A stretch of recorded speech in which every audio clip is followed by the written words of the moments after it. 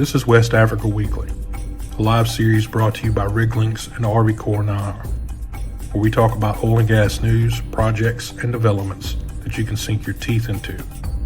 Here are your hosts, Greg and Arvy.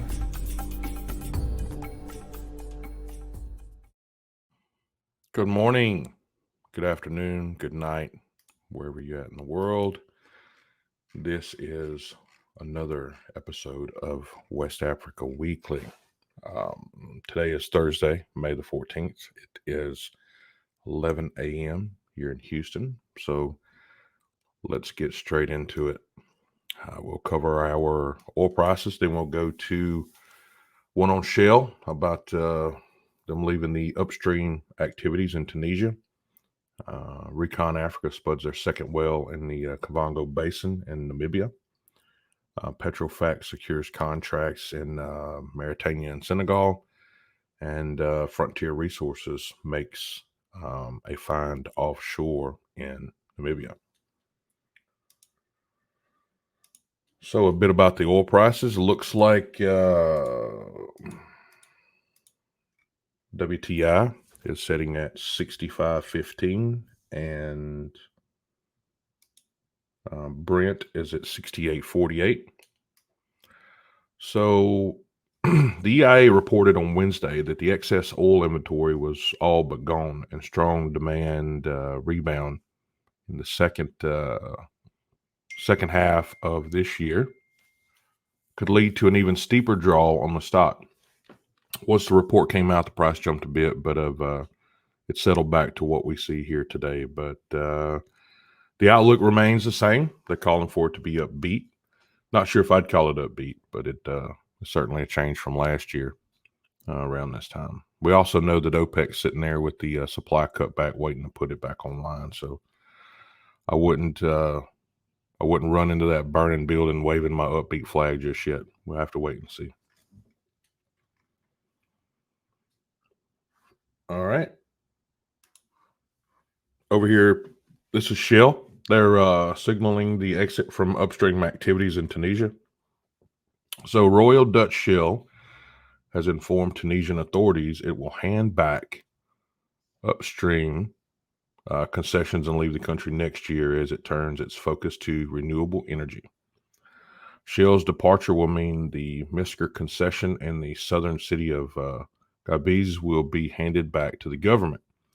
The decision does not impact the ongoing brand license agreement in the country with Vivo Energy, which distributes and markets Shell's products to retail and commercial customers in Africa. Of course it doesn't. Why would they want to give up what they sell? That doesn't make any much sense, does it?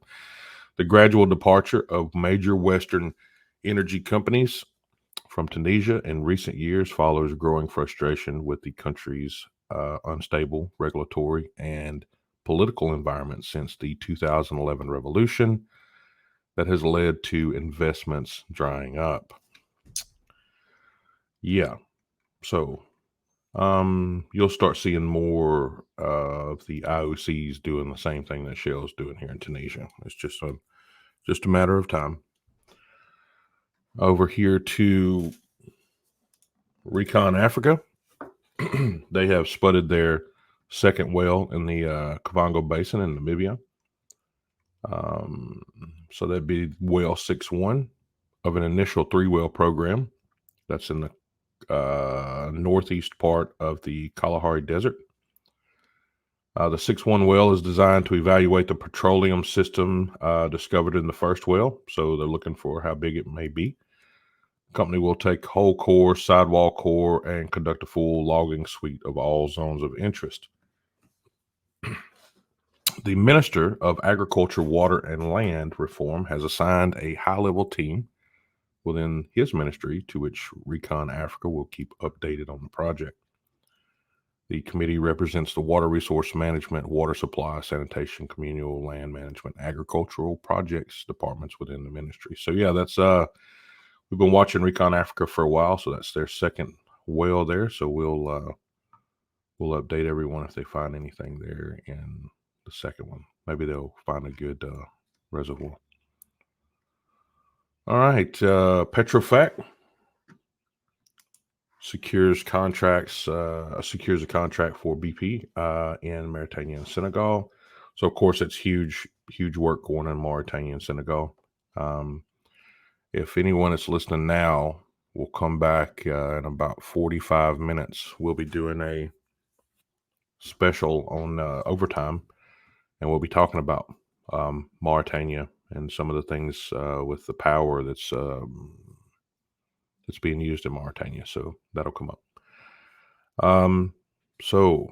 Petrofac has secured a contract with BP to develop operational procedures for their greater Tortue Amayam project in Mauritania and Senegal, centered on minimizing risk and harm to personnel, plants, environment, all this kind of stuff. Plant and the environment. The procedures will encompass all the offshore operations, including subsea, floating production storage, and offloading, or FPSO, and the hubs.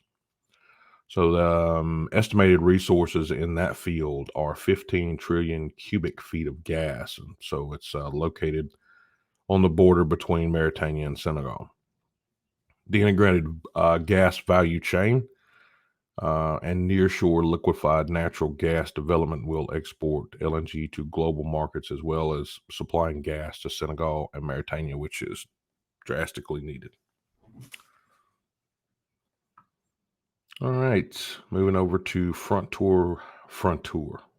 That's not even a real word, Greg. Moving over to Frontier Resources. Frontier Resources makes find offshore Namibia.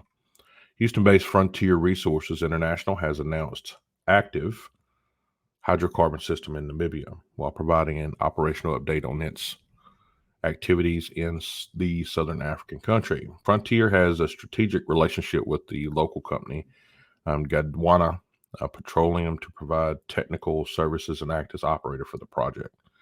The area has a primary target in the region for natural gas as a source for the power generation, with the recent announcement discovery of more than 660 feet of looks like oil and gas shows in a well drilled there nearby Kavango Basin. So that's Frontier, ReconAfrica. That's a few names there in the Kavango Basin. So we wish them lots of luck. Let's look over here and see if we have any questions or comments. Everyone's coming in from India. Hello, everybody. Welcome to the show. Texas. Hey, Alyssa. I'm glad you could make it again. Argentina, Brazil, Egypt. Welcome, everybody. It's just a short update. Arvy is going to be out of the show for the short duration. And she'll be back first next month. So it's just a busy time for her, but we'll keep the show going for the short term while she's gone.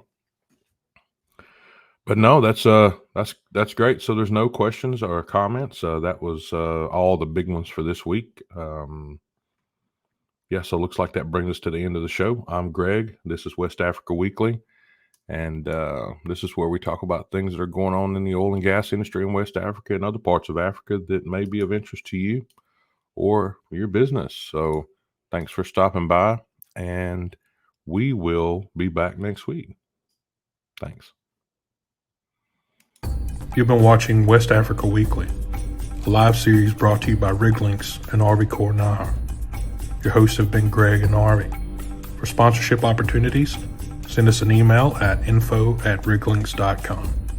Tune in next Thursday at 8 a.m. CST for another live episode.